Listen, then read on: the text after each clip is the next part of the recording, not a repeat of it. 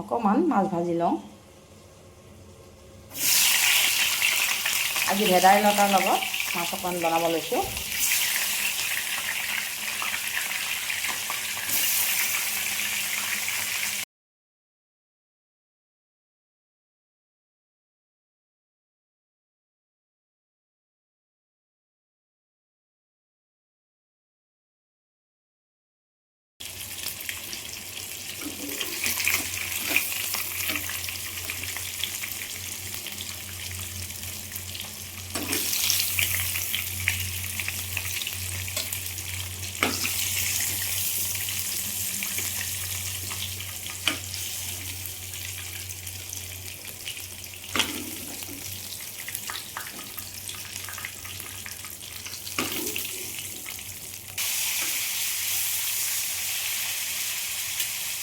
এয়া ভেদাইলতাৰ জোল বনাইছোঁ, ৰৌ মাছৰ লগত ভেদাইলতাৰ জোল।